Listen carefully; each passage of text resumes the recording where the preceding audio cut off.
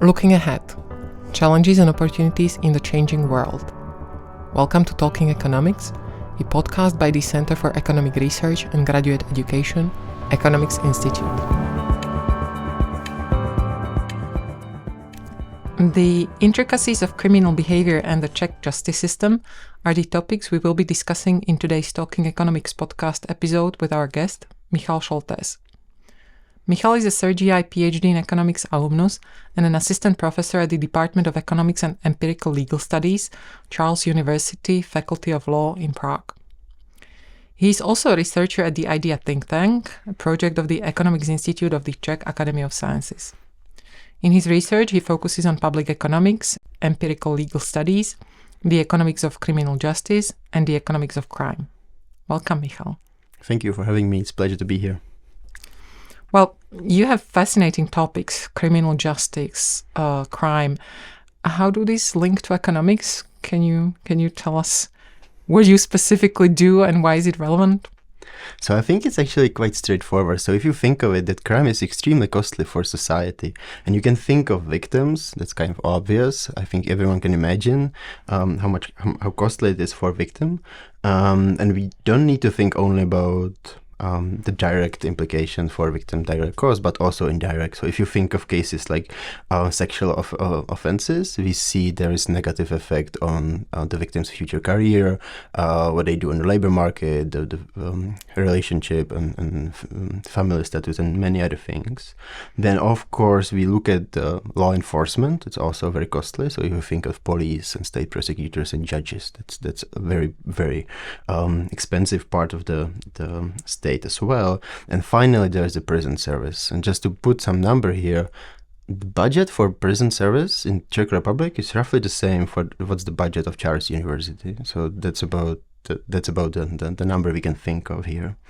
And even if we think about the prison service only in terms of how much it costs to keep people incarcerated, you can also add the indirect cost for the offenders, right? So if you keep someone in prison for 2 years, what do you think going to happen with his human capital and many other questions? What would you expect for these people to do after the incarceration? Are they able to find a job? And that's additional level of how costly it is to commit crime in society. And therefore, I think there's good reason for economists to think about economic crime or crime in general.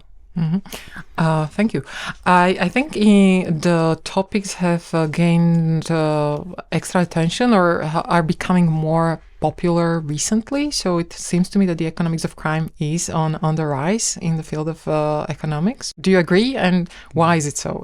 So I think it's possible. I guess it's going to be a very similar story with other subfield of economics, with the boom of what's available in terms of data and how much we learn from new data set, and especially in this particular case with offenders and criminal behavior. We can rely in many countries on a very good data set. It's usually administrative data set. And if you look like the Scandinavian countries, you can even look who is the cellmate of everyone and then see how much time they share the cell. And then we can learn about the peer effects, right? So a very interesting question is, if I'm incarcerated in the same cell as someone who is very good in drug distribution, am I more likely to switch my major in crimes and do drugs after I'm released again?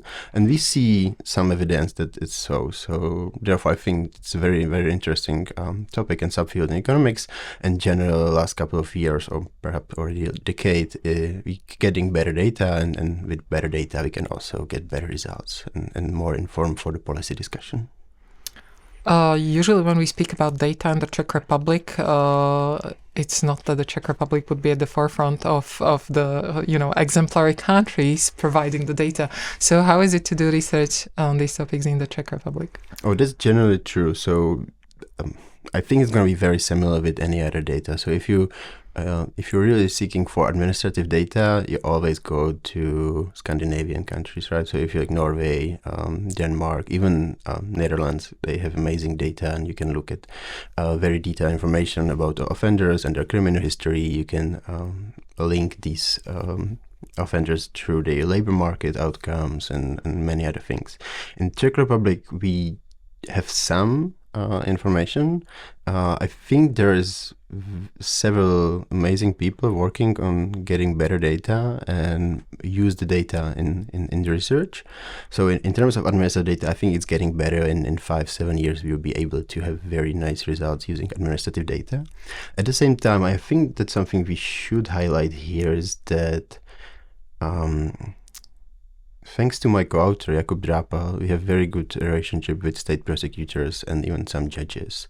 And whenever we want to do some vignette experiment, when we provide vignettes to state prosecutors and judges and ask them how they would solve the case, what sentence they would impose, and many other things, since we have very good relationship with these institutions or like the state prosecutors and some judges, we can do very interesting research there as well. And actually, I think it's quite rare, but even though we are two junior scholars, both assistant professor at the Faculty of Law, there are a couple of people from amazing places like San Diego and other places. And these are tenured people, and they are still interested working with us just because we have the opportunity to work with state prosecutors and answer questions it's not easy to answer in different settings. Great. In addition, we know that the Czech system is particularly harsh in punishing, especially some criminal behavior. Can you maybe tell us more about these specifics of the Czech environment? Yes, that's also true. So I'm no lawyer, so I'm not don't want to go into details of criminal code and other things. But in general, there's something weird in the Czech system. That's true. So if you look at and here I'm only looking at the administrative or aggregate statistics, a number of, let's say, incarceration rate, right? So it's going to be the rate, how many people are incarcerated compared to population. Usually we refer to 100,000 people in population, and their incarceration in Czech Republic is about 180. It varies a bit from year to year, but it's about 180 people in prison, over 100,000 people in population. And if you look at the same statistic across European countries, it seems there is still, the first thing you can see is split between former Soviet Union countries or Eastern European countries nowadays and the rest of Europe. So the countries like Poland, Slovakia, Czech Republic, Hungary, Estonia, we are around 170, 150 inmates per 100,000 population. If you look at the other extreme, there's going to be countries with low incarceration rate. It's going to be Finland, Sweden, Denmark. These countries, what you would kind of, I guess, expect if you had no idea and just someone asked you to what's going to be the incarceration rate across Europe. I guess you would probably expect Norway or Sweden, Finland to be around. Yeah, exactly, around the lower incarceration rate. The average across the European Union countries is around 100 roughly. So we have 180, and the other extreme is around 70. So we have more than double incarcerated people, or more than double incarceration rate compared to countries like Finland and Netherlands. What's other interesting thing is that it's not driven by the extensive margin. So it's not that we would send too many people in a prison, but rather by intensive margin. So those we send in a prison stay there substantially longer than the rest of the European countries. Prison time in Czech Republic is about 2 years. If you look at the countries like Netherlands and Finland, again, these countries, it's somewhere between half, like 6 months and a year. And so even though we send roughly the same number of people, since we send them more than double the time, then and the aggregate statistics, we have the higher incarceration rate. And is there an explanation for that, or are you seeking an explanation for this? So one explanation that contributes, or one story that contributes to the explanation here, is that practice in the sentencing decision among Czech judges, and it's that they very often impose suspended prison. So before, or rather than sending someone in prison, they say, hey, now this is last warning, you receive suspended prison, but if you do some other things, then you will end up in prison. And then if they do some other things, they need to go in prison, but the sentence is longer than they would be if they have been sent to prison in the first time. So And this is not standard for the other countries, yeah? So this is a local specificity. My understanding is that it's very much local things, or like not necessarily the concept, but how much we use it in our context. Well, going to your research specifically, in one of the recent studies, you managed to generate a unique data set where you have quite innovative measures of revealed preference. Can you tell us more about this? Oh, so I like this research. So the idea here was to go in prison and collect some data about inmates' perception, inmates' belief, inmates' preferences.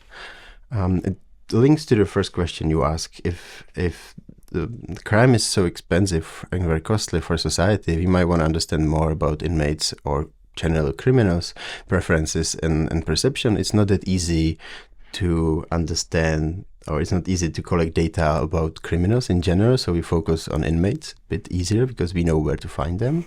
And they have no chance to escape, right? Yes, exactly. So that's kind of running joke, but the idea is we did 2 waves with inmates, and the idea is like you don't see that much of attrition, like issue that would you find in other studies if you do 2 waves, because they don't really have where to go. So that was very useful, but these are kind of details. So the bigger picture with the studies, there was a joint project with 2 international co-authors, Arno Philipp, who is now in Bristol, and Daniel Chen, who is affiliated with the School of Economics, and Luboš Zinger, who is here in Prague. And the idea was really to go in prisons and talk to these people, collect data, and learn as much as we can learn from their perception and their beliefs. So maybe I can share a story or 2, or what we did with inmates. And maybe you can tell a few more details about what specifically were you asking them? What perceptions were you trying to get out of them? All right, so let me do some cherry picking here. So couple of things that I find interesting, and I also think it's easy to communicate with general audience, is that we ask them about their perception of risk of sanction. Right? So there's a story, and that's motivated by the theory of crime, which we usually use in economics, is that people make rational choices. And here the rational choice is, do I want to commit crime or not? And when I'm thinking about this decision, I'm comparing the benefits of committing the crime and the expected cost. And to think about the expected cost, you somehow expect these people know about the potential sanctions. So we presented several vignettes, and these vignettes were usually very simple. Imagine 100 people doing this particular type of crime. How many of them do you think end up being caught? There was like 4 vignettes about the probability of being caught. Then we ask additional vignettes that were about the probability of being incarcerated, right? So imagine there is 100 people who are found guilty with this criminal history. How many of them do you think end up being incarcerated compared to any other type of sanction? And then finally, 3 vignettes about the length of sentence. So again, like imagine 100 people, they were found guilty and put in a prison. What do you think is going to be the average length of incarceration for these people? So we have like different stage of the criminal process. Here is like the probability of being caught, and then probability end up in a prison, and then the length of the prison, which together somehow should represent the expected sanction or risk of sanction. Yeah, the cost of the behavior, and therefore the cost of the cost of committing criminal behavior.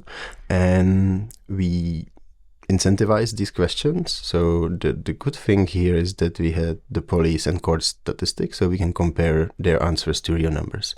And when they were close enough, we gave them actually postage stamps. That's another funny story, how we incentivize inmates. It's not that easy, right? You cannot give them money, you cannot give them drugs, you cannot give them tobacco.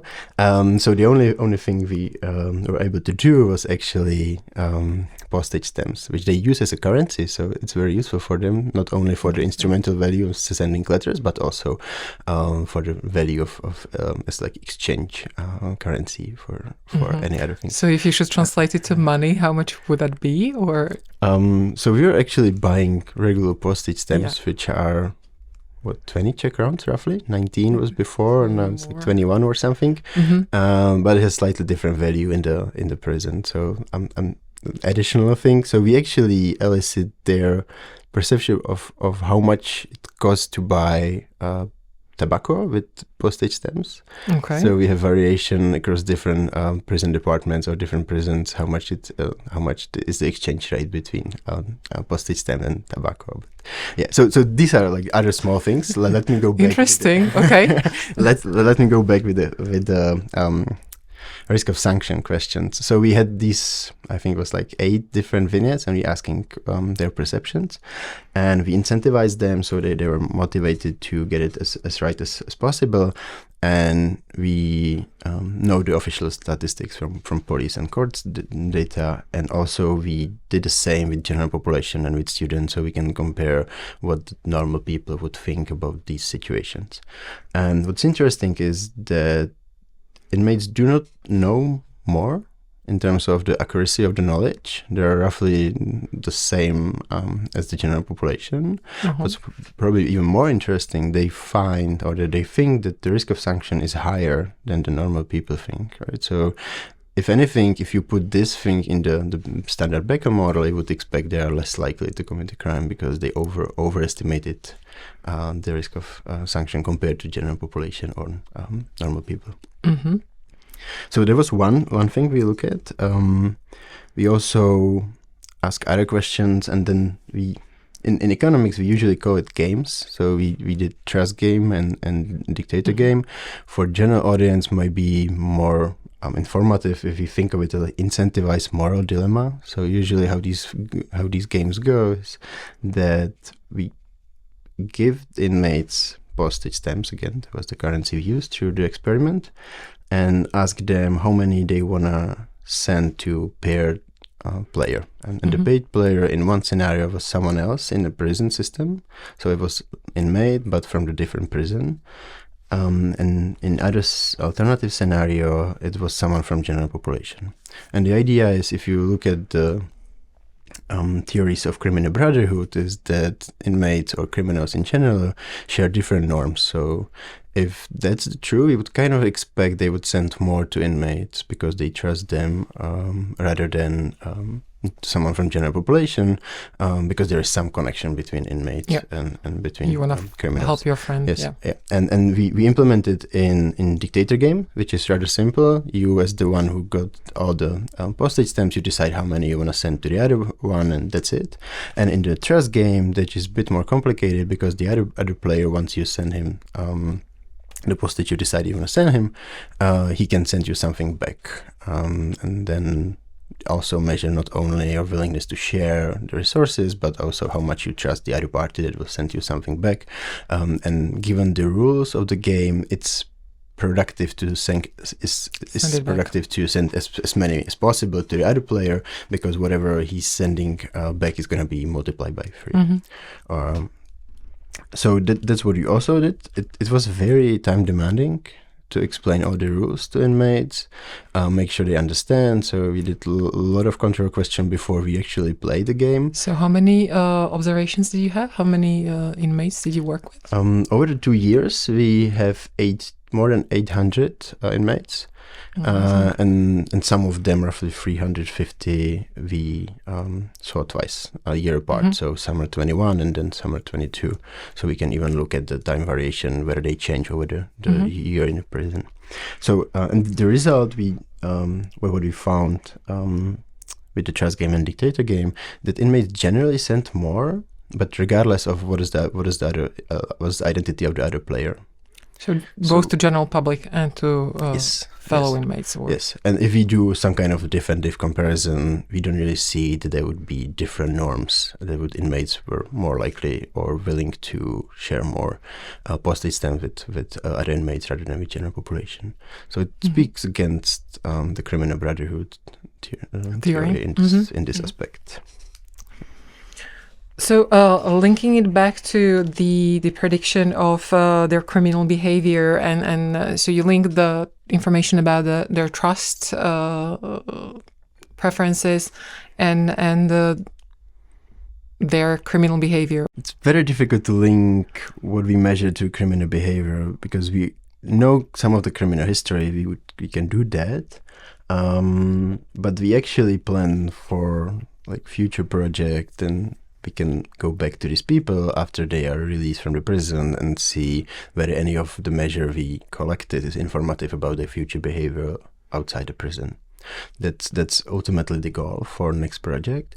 What we did for now is kind of proxy measures. That's for those who we observed twice, 2 years apart in summer 21 and summer 2.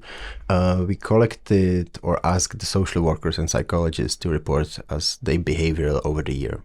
So we can use the information from the first wave from summer 21 as kind of correlation exercise. What is the information for the value or for the behavior over the year? Okay, so you mentioned some of the findings. Can you tell us maybe more? Are there some other interesting findings from this study you learned? I would like to think so. So the thing I like is then for the subgroup of inmates we observed twice in the summer 21 and summer 22, we don't see much of evolution. So if you look at how much they know about the risk of sanction, there is basically no learning. If you look at how much they are connected to other inmates, there is no change. So they behave very similar in the year after as they did the year before the second wave. The only thing that changed, and I don't think of it as being optimistic result, but they are becoming less optimistic about their reintegration back in society. Mm-hmm. So in the summer 21, they were quite optimistic. They were actually more optimistic about the future behavior of future chance of finding friend or becoming friend with someone with no criminal history, or finding flat or finding job. They were more optimistic about this prospect of ex-offenders or ex-inmates than general population. But the year after that, with the additional year being in a prison, they're becoming less optimistic and more pessimistic about their future. Not necessarily their own future. We didn't ask about their own future. We ask in general, what do you think is the likelihood that someone with a criminal history, ex-inmate, will succeed in the following situation, and they're becoming less optimistic. So I think that's, in terms of the exercise and using the time variation, this is the main outcome, main result, and it's not that optimistic as we would like to see. Yes, if that's the only thing that they learn in prison is that there's no hope after, then it doesn't really sound like that we are doing what we want to do there. And these prisoners, what was their length of sentence? Like, was it somehow related to how much time they were still gonna be in the prison, or did this play any role? So we did some heterogeneity exercises. So the first one was exactly about this one, right? So if we split the sample among those who are kind of fresh there and those who have been there for some time already, and look whether they respond differently, we see some small effects there, but it's not statistically significant. So it seems like those who are there for first couple of months, probably the more formative time of their prison time, they change their behavior and becoming less optimistic bit more than those who got used to it, how it works in a prison, but the effects are not that large. The other heterogeneity we look at, and that goes back to the risk of sanction story, is those who are kind of experts in the type of crime, whether they know more than the others, right? So if you think of murderers, are they going to be more likely to know about the risk of sanction for murders, or those who have more experience with drugs, like drug distribution? Do they know more about the risk of sanction for drugs-related cases? And in their field, yeah. Experts. Yeah, they are experts. That's what we call it in the paper, that they are experts. But again, the results are not that strong. So the only thing that seems to be there are the murders, actually. But there we don't have that many observations of murders, so it's very difficult to say something.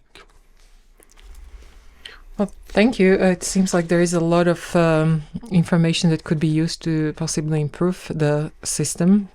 Now, this was speaking about the prisoners and the inmates, so one side of the system.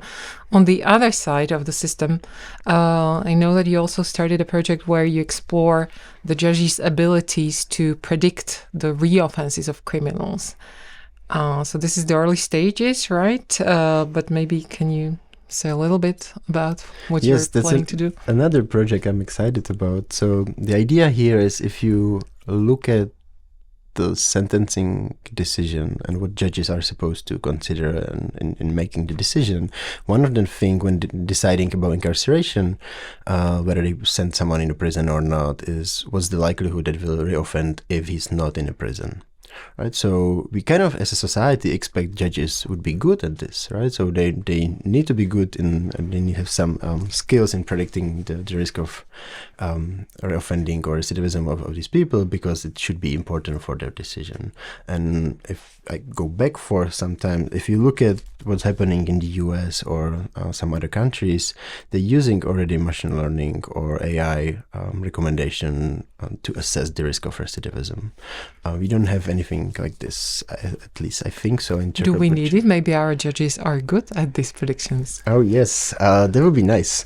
So we have only preliminary results, and the idea is that we managed to convince 50 first stage criminal judges to report what they think the recidivism of cases or the offender in cases they handle gonna be. So for over a year, these judges report us what they think in this particular case gonna be the recidivism of this offender, and some other things in terms of, like, what if the offender is gonna commit some other crime, what type of crime it's gonna be, and some other things. So we can only so far look what they reported us compared to the aggregate level of recidivism, and it seems they substantially overestimate the risk of recidivism. Basically everyone out of these 50 judges, which is a bit worrying. And hopefully next couple of years, when we see these offenders or to actually commit the crime, we can compare their prediction, the judge's prediction, with the realized recidivism in a couple of years.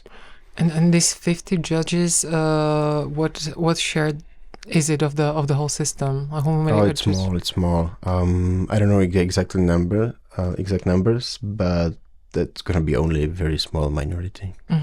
So maybe you just have a selection there. Sure, and that's also true. We're gonna have selection issue for sure, right? So these are 50 judges. They are rather young, motivated to work with us, are open for cooperation. So that's 100% sure these people are gonna be how we get the samples of selected judges who decided to participate in this project. That's true. It will be an interesting question to study as well, right? To see, what exactly is the selection bias here, or what does it mean? Or and we can go back to one of the first questions of yours, is how to think about the Czech data and how it stands compared to other countries. This is gonna be true for all countries, or at least that's my understanding. Getting to work with judges in their real cases is extremely rare. So even with this selection of judges that they've decided to voluntarily work with us or cooperate on this project, I think the information is still very valuable. We'll see. Absolutely. No. Thank you, Michal, for sharing with us your insights about the economics of criminal justice and the economics of crime, and especially the local situation in the Czech Republic. You have interesting research ahead of you, so I hope that we will meet again to discuss the results of your ongoing studies. Thank you for being here. That would be my pleasure. Thank you for having me.